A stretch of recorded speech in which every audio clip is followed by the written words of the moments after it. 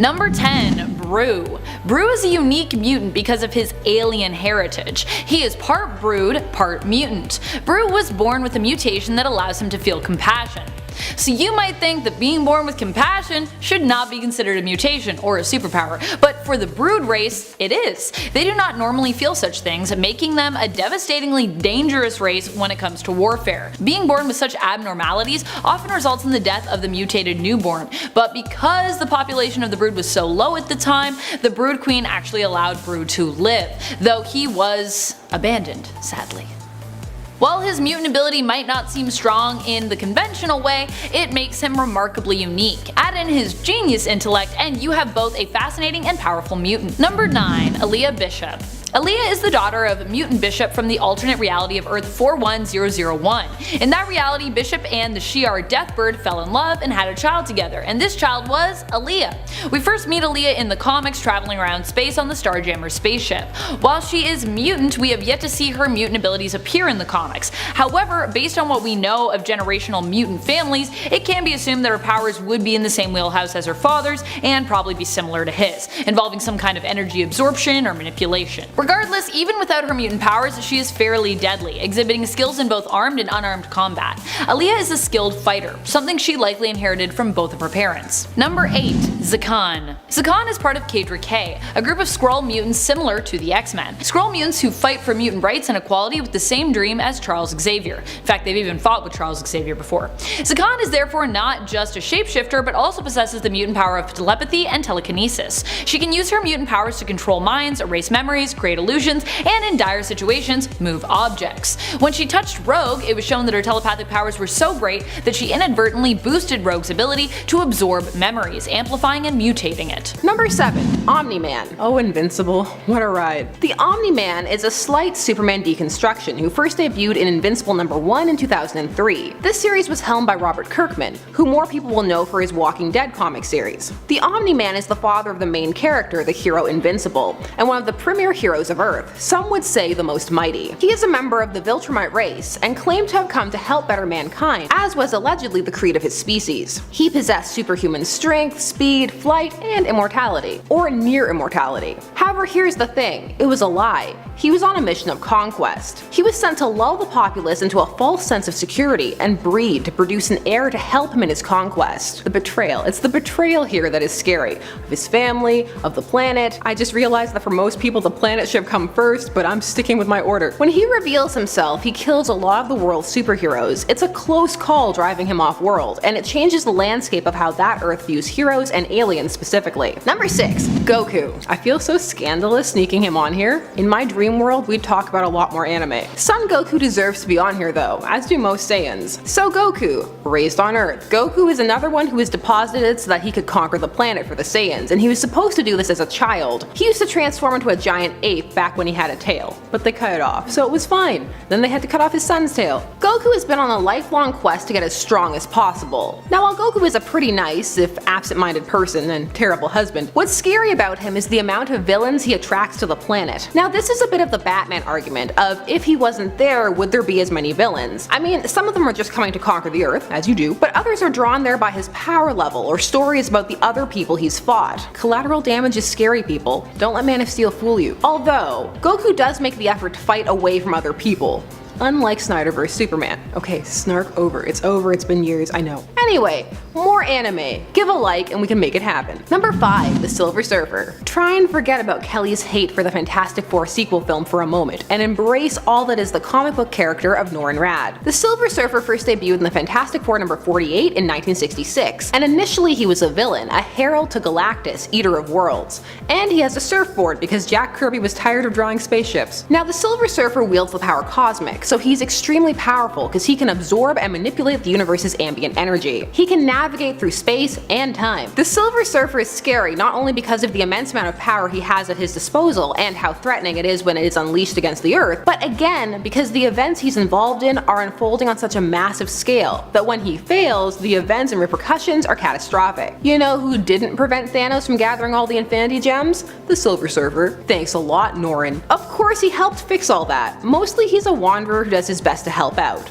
Well intentioned, but sometimes it just all goes awry. Number 4. Captain Marvel. Or rather, Marvel. The first one. But in my heart, still not the real Captain Marvel. I don't care how many lawsuits he's lost, it'll always be Billy Batson for me. So, Captain Marvel is an undercover Kree operative. He first debuted in Marvel Superheroes number 12 back in 1967. He actually has the name because Marvel was trying to cash in on Fawcett Comics' lapsed trademark and their bankruptcy at the hands of DC over their Captain Marvel vs. Superman lawsuit. Lawsuits everywhere. So Captain Marvel was swayed to the side of the Earth by our incredible charm and magnetism, and because Yon-Rogg, his superior, was a jerk, Marvel ends up being found guilty of treason, and it's a whole thing. The fear here lies more in the what could have happened category.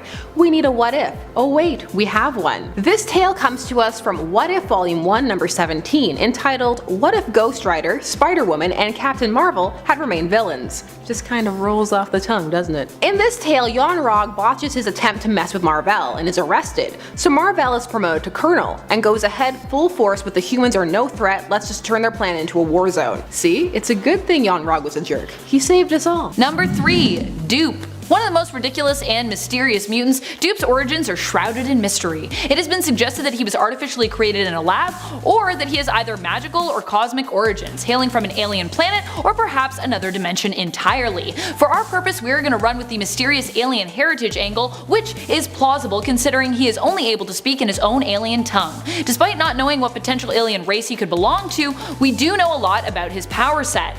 Dupe has the powers of resurrection, flight, has a genius intellect, can alter his size, and is capable of emitting psionic blasts. He has also shown that he is capable of using magic and breaking the fourth wall. In fact, his seeming awareness that he exists in comics allows him to also be a powerful teleporter. He can travel through space and time by moving between the margins within comics. I know, it's cool. It's a cool ability. Number 2. Sponge. Sponge is another member of the Kadre, the Skrull mutant version of the X-Men. His powers allow him to absorb energy. He can then rechannel said energy through his body, using it to make him durable or blasting it back at his targets with concussive force. Beyond that, his powers also seem to let him absorb skills and talents as well when connected to other Skrull mutants via the member of the Kadre Neuro, who can tap into and link the nervous systems of his teammates through touch. So we really are talking about all kinds of crazy types of energy absorption when we're talking about Sponge. Like, it's cool if you're not a pilot and you can be like, now I know how to pilot a ship. I don't know why I did a weird voice for that. That's probably not what Sponge sounds like. But maybe it is, who knows. Number 1. Gaia. First appearing in Generation X Volume 1 Issue 37, she was found in an alternate reality in the Citadel of the Universal Amalgamator at the end of time, which was created with the intent of smooshing together all sentient beings' consciousness. Gaia was both its guardian and its prisoner, the key to activating the Amalgamator and the protector of it, defending it against it being used by evil beings. Gaia was saved by Sync and Penance and traveled through a secret warp chamber hidden in the Citadel, which coincidentally led back to their own reality. We do not know of her origins, if she was fully human or from another planet, but her galaxy was apparently destroyed as the result of her refusing to activate the Amalgamator. So sounds like she's probably alien. Gaia's powers allow her to warp reality using extra-dimensional matter and energy, making her immortal, super durable, super strong, and giving her telepathic and telekinetic abilities. She spent some time as a student at Xavier's School for Gifted Youngsters, but eventually left to explore and experience Earth. Number 10. Ultra.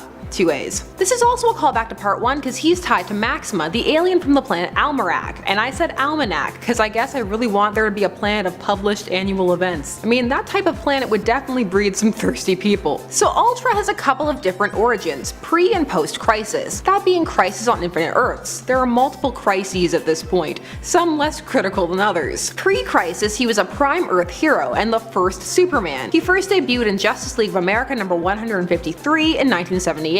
Only he landed in the Australian outback. He would accompany the Justice League back to their Earth after deciding that Earth Prime was not ready for heroes. Remember, Earth Prime is ultimately where Superboy Prime hails from and is initially a world much like our own, in that it's mundane and no one has superpowers. Mostly because they keep leaving. Post-Crisis, he was retconned out of history like many other characters, which meant he could be reintroduced with a brand new backstory. This time he was also from Almanac alongside Maxima, and he just wanted her to notice him. Notice me, senpai. He's her betrothed, but he's not Superman. Heck, he's not even Captain Atom. That's who she was trying to convince to bed her when he showed up on Earth.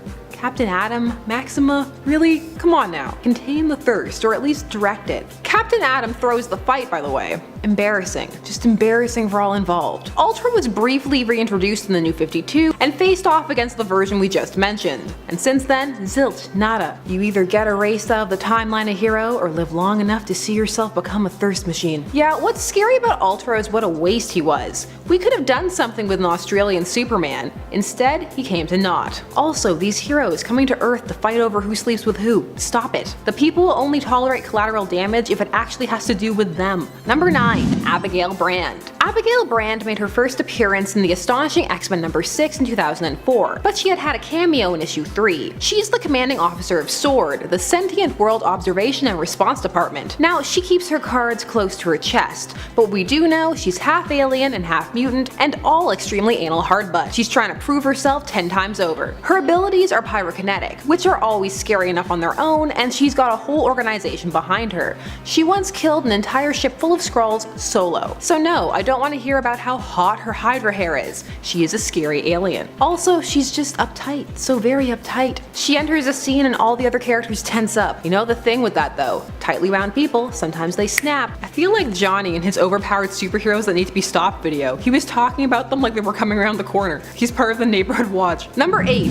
Mogo, the Living Planet. This character first debuted in Green Lantern Volume 2 number 188 in 1985. His first story was called Mogo Doesn't Socialize by beloved writer Alan Moore. Mogo is a living planet who had the desire to join the Corps, so it rearranged its foliage to create the symbol. Over time, Mogo has come to play more and more of a prominent role in the Corps, and more has been added to his backstory. So Mogo can move itself across the galaxy. Just up and move. This giant planet traveling through space. It also controls its surface, so lanterns have dropped threats onto it and the landscape will rearrange to take them out. Also, it's not a great ride for lanterns who land on it either. Sometimes they experience visions. Kyle in particular had a rough go of it. However, all of the things Mogo does are sustained by the Green Lantern energy powering him. If that depletes, he falls into a comatose state. It also helps telepathically guide Green Lantern rings to their new wielders, so yeah, remember that villainous core, Sinestro. Just imagine being pursued by a giant cop planet. No thank you. A sentient planet hunting you down? Yeah, sounds scary to me, a mere mortal. Number 7. Ultra Girl. Ultra Girl is Susanna of the Kree, or Susanna Sherman on Earth. They're spelled differently, but they sound the same. Much of her past remains a mystery. She is adopted and was raised on Earth, though the Kree kept an eye on her, as she was prophesied to bring great glory to the Kree Empire by defeating some of their greatest enemies. At least some of the greatest enemies of the pink-skinned Kree. In her own self-titled miniseries, Ultra Girl discovered that she was a mutant when a Sentinel attacked her, although at the time her powers had not yet manifested. Of her superpowers, we know that she possesses super strength, super speed, enhanced durability and agility. She also possesses a fairly strong healing factor, and like most part Kree superheroes, she can fly. Although oddly enough, flight is not a part of the inherent Kree physiology. So why so many half Kree can fly?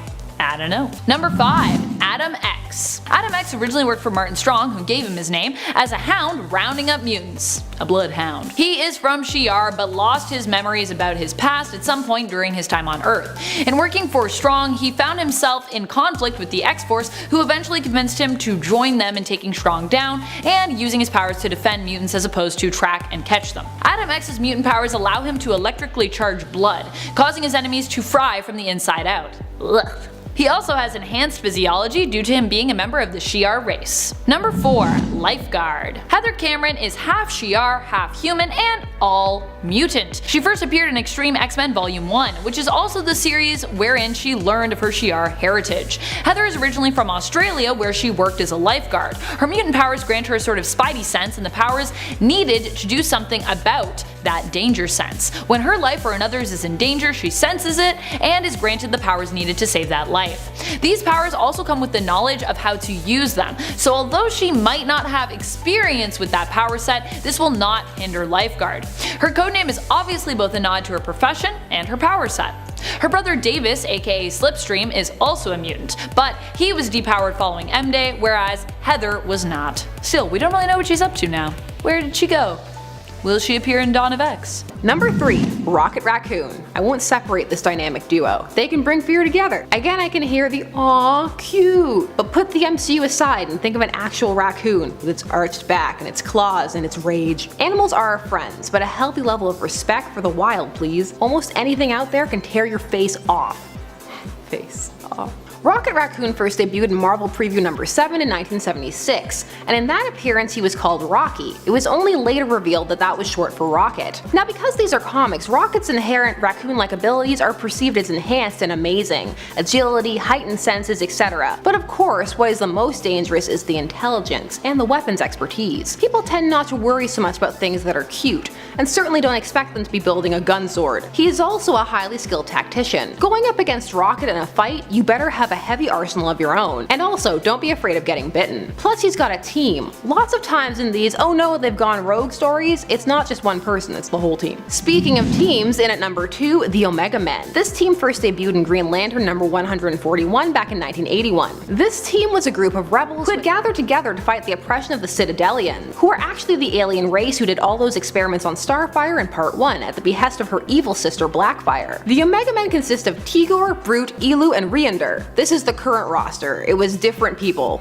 Some died in the conflict, also I'm sorry if it's Riander. Now people bring the Omega Men back every now and again, most recently Tom King, whose quality varies wildly. So why are they so high up? I mean, especially people barely know who they are. Well, you know what that means. There's the opportunity to bring them back as full-blown villains, an evil alien menace. Comics do this a lot as an attempt to revamp and revitalize a story. Just bring the people back but flip them. If they were bad, now they're good, and vice versa. Number 1. The Plutonian. He hails from Mark Waid's series Irredeemable, which ran from April 2009 to May 2012, and it follows the descent, or rather the aftermath of the descent, of the titular hero, the Plutonian, a Superman-esque figure, and the fight of his former friends and teammates to stop him. What's so scary about the Plutonian is that his descent is so well executed, as it is slowly unveiled what went wrong and why he snapped and begun killing his former friends and innocents. It's chilling. What the story plays with really is super hearing. That's where it all starts. During past sequences, you see how the things he hears take a toll on him. People whispering behind his back even as they smile to his face that he's fake, that they hate him, that he was too slow, that he owes them something. Sometimes you see him crack a little bit even before. It all eats at him. And he begins to feel that he has to be perfect all the time. That if he messes up, he won't be given the same quarter as other people. And so when one day he does, and his actions, a careless mistake leads to the death of several children, he snaps. Because of what happened and because he caused so much suffering. He's there screaming about how it's not fair, everybody else gets to make mistakes, why not him?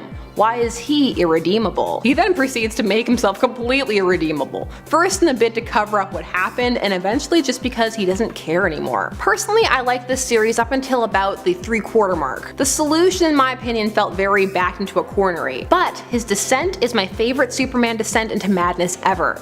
It's just so profoundly sad and human. Not everyone could handle all that pressure, all that praise, and all that hate. It's a series worth reading. Check it out if you have the time. Number 10. Superboy Prime. So what's scarier than Superboy Prime is the effect he has had on the multiverse, alongside the unchecked power of a bitter, jaded Superman. So this character first appeared in DC Comics Presents number 87 back in 1985. This character was from a world in the multiverse known as Earth Prime, hence the Prime at the end of his name. This world was much like ours, as their superheroes were fictional characters, and the Clark Kent there was just a regular boy. He has happened to share the same name as Superman. All of this changes when Halley's Comet flies overhead on his 15th Halloween, activating Kryptonian powers. However, shortly after all this, Superboy's home Earth is destroyed in Crisis on Infinite Earths. Superboy Prime survives, along with a couple of other cast-offs from various now defunct Earths in the Paradise dimension. However, it is here he slowly goes insane, using the resources available, which are crystals, making up their adrift home, to replay events from his Prime Earth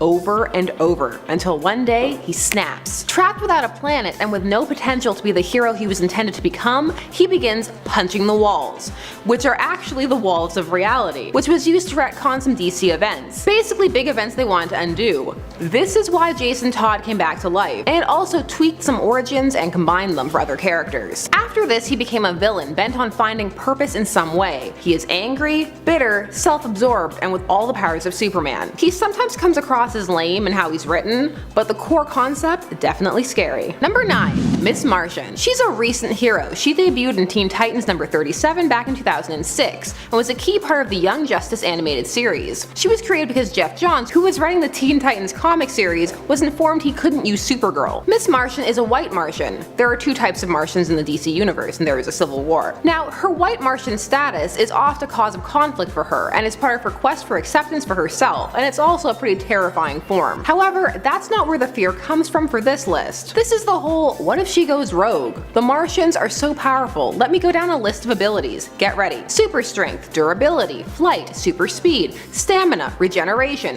shapeshifting, phasing abilities, telepathy, psionic blasts, and shields, telekinesis, sonic scream, and X-ray vision. Also, in her Young Justice incarnation, she was initially shown to not have many moral qualms, but quite aggressively using her powers on foes and eventually friends. Telepathy is a tricky beast. I don't know, people are always going on about fighting an evil version of Superman. I don't want to have to fight an evil version of Miss Martian. Number 8. Starfire. Starfire first debuted in DC Comics Presents number 26 in 1980 and was a staple member of the new Teen Titans. A princess from the planet Tamaran, Coriander was betrayed by her own sister, Blackfire. Well, actually their whole planet was. She sold them out to their enemy, the Citadel, and part of that agreement was for her to be able to enslave Starfire. There was a whole horrifying backstory on top of that, but ultimately Starfire escaped and came to Earth. She kissed Robin to learn our language, the whole 9 yards. So where is the fear? Well, while Starfire is powerful, as she is constantly absorbing ultraviolet radiation, can fly, and can generate star bolts as a result of experiments performed on her, and is stronger than average, what is really scary is her attitude. The Tamaranians are a warrior race, through and through, and as a royal, Starfire has a particularly vicious streak. She has come into conflict with the Titans on occasion because of her lack of compassion and willingness to kill. Really, she's just kind of going along with our morality. She operates by a different code. Ask Deathstroke's wife. Oh wait, you can't, because Starfire mercy killed her. Number 7. Hyperion. Now Hyperion can get a little confusing for some, so bear with me. So Hyperion has debuted multiple times, just like Superman upon whom he's based, only his origin changes. So let's talk about the most recent, Marcus Milton, who does take some cues from the earlier existing Mark Milton. Marcus Milton debuted in Avengers Volume 5 number 1 in 2012. Marcus was sent to Earth as a baby, the last of a race of dying Eternals. He is 100% just Superman. He protected his Earth alongside the Squadron Supreme, until he was pulled into 616 by AIM, which was good because Hyperion was the sole survivor of realities colliding and was just floating alone in the void. He later reforms the Squadron Supreme in the 616 verse with survivors from their realities, so other survivors of the Squadron from their own realities. They swear to protect Earth 616 by any means necessary, and they end up being worse than their villainous versions. Hyperion decapitates Namor with his atomic vision. Namor gets better though, but later Hyperion gets convinced to become a truck driver. So yeah, Hyperion, all that power and not a lot of stability. He's one bad day away from going full Plutonian on the world. As far as knockoff supes go though, Hyperion is one of the middling interesting ones. Number 6. The Wonder Twins. Form of a receptionist. Was that a Teen Titans Go joke? Yes it was. I like what I like, and a lot of that backlash was unearned and bitterness about the previous series cancellation. It's a satire series, not an attack on canon. And if you can't laugh at the Wonder Twins, then what can you laugh at? The Wonder Twins consist of alien twins Zan and Jaina, whose first appearance was in the animated realm in the all-new Super Friends Hour episode Joyride. They come from the planet Exor, and they were inspired by Donnie and Marie Osmond. The twins could activate their powers by fist bumping and saying, "Wonder Twin powers activate," followed by form of. Zan could transform into water in any state, while his sister Jaina could transform into animals. Any animal, real, mythological, alien, so yeah, she's carrying Zan. So of the two, power-wise, yeah, Jaina is way scarier. You round a corner, bam, T-Rex. You round a corner, bam, Goatman. You round a corner, bam, ice. However, what's more scary is people's insistence in bringing them up in modern iterations that aren't comedic. Look, some characters outlived their purpose, and the Wonder Twins definitely have. We have new hip young characters for the kids to like. Number 5. Lobo, the main man himself. So Lobo is definitely more on the anti-hero side of things, but it counts. Lobo first debuted in Omega Men number 3 back in 1983. He's a bounty hunter from the utopian planet Zarnia. So Lobo was actually supposed to be a parody for a bit, cause at first he was a villain and didn't really take off. Then he was brought back in the 90s and he was supposed to be a satire of the extreme grim grit and edge of that decade. but it backfired and fans just loved it. Also, Lobo used to look a lot more like Kiss than he does now. Lobo is said to be on a similar power level as Superman, and has much less of a moral compass. He also tends to just barge into situations, even ones that don't involve him, and tends not to have a lot of respect for the other heroes. For like 2 seconds in Brightest Day, he had a Red Lantern ring. So Lobo is just a lot of a lot. That's too much enthusiasm to be hunted down with. Now I can see the comments now. Lobo's not scary, he's cool. To which I say again, cool people can be scary. Fear everyone, constant vigilance. Number 4, Groot. Yes, Groot. Get that adorable dancing baby Groot out of your head and think of the tall, hulking tree. Groot first debuted in Tales to Astonish number 13 back in 1960, and his name literally means large. So yeah, I am Groot, I am large. Groot is a Flora Colossus from Planet X. Also, they have a language, it just sounds like I am Groot over and over to us. Aside from what you see in the MCU with the growth and the angry branches that snarl, curl, and throw, Groot can also control other plants and fauna. Also, he's very hard to kill because he'll just grow back. Groot is great if he's on your side, but facing up against an angry tree, I've seen The Evil Dead. Number 3, Maxima. Oh Maxima, let's take a trip down awkward story arc memory lane. Maxima first debuted in Action Comics number 645. She was a princess from the planet Almanac who came to Earth and took up a role as a superhero so that she could meet superpowered men, specifically Superman. Her species was all about selective breeding and creating the finest specimens. Maxima tells Clark, and I quote, she could give him what no Earthwoman could, children. This was during the whole no woman could withstand his potency time period. There's an Elseworld story where Lois's baby kills her from the womb and then Superman marries Maxima. Side note, the killing from the womb thing is a big plot point from The Boys, which I'm so excited for. Me and the boys. So when Superman won't sleep with her, she joins the Superman Revenge Squad because he humiliated her. The New 52 did not help, retconning her to be a young lady wrestling with her latent homosexuality and falling in love with Supergirl, only to flee because it was her duty to produce children. It sounds better, but it wasn't, trust me. Then in Rebirth, she was a person pretending to be the real Maxima. So this was someone who had her pre-New 52 personality, but was really taking over for the one with the New 52 origin. Just some characters don't need to come back. What's scary here is the pettiness. Just superpowered beings turning on a whim, especially ones with psionic abilities like Maxima. You just expect a bit more from your superpowered beings. Here's the thing, unpopular opinion time, and I have many. Maxima, like original Maxima, could have been a good character, thirstiness and all. This could have been done well, it just would have taken a bit more nuanced writing than ultimately happened. And she would have had an arc where she either just embraced that she was thirsty, or she dealt with her low self-esteem and decided to step out of other people's shadows. I'd have read it. I still would read it. Number 2, Superman. Of course you knew Superman would be on this list. The concept of the Man of Steel turning against his adopted home and people are rampant. The evil Superman storyline is a classic and played out in so many ways. He's an overlord and always has been. He was raised somewhere else and twisted to different values, or just the plain old Lex approach.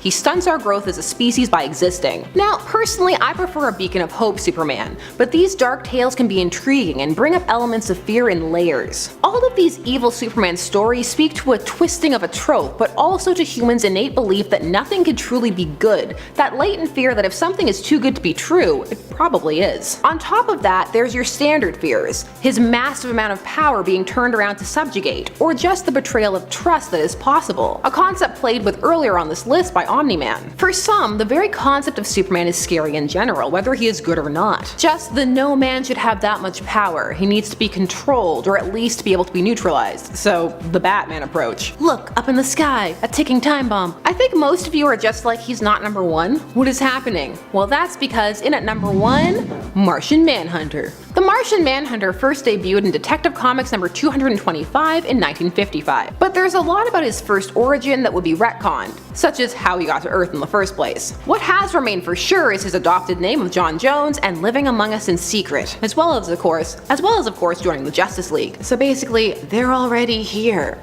That's the fear here, aliens living among us. And then let's add the immense amounts of power to that list. I already listed them for Miss Martian, I'm not doing it again. Although, we must note that he is more skilled and has had more practice. John Jones is an interesting character, even more so after the 1988 miniseries that established a bunch more backstory for him. His natural form, his dead family, his language, he's evolved a lot over time. But being a good character doesn't make you any less of a scary one. The ties connecting John to Earth had best not break, because if so, there's nothing to stop him from turning on all of us, or just flat out leaving. I mean, that'll probably never happen, but I sure hope not. I mean, he links all the superheroes' minds together during missions, that's helpful. He provides cookies, that's also helpful. I feel like I'm channeling my inner Lex with this number, only one with a lot less resources, sadly.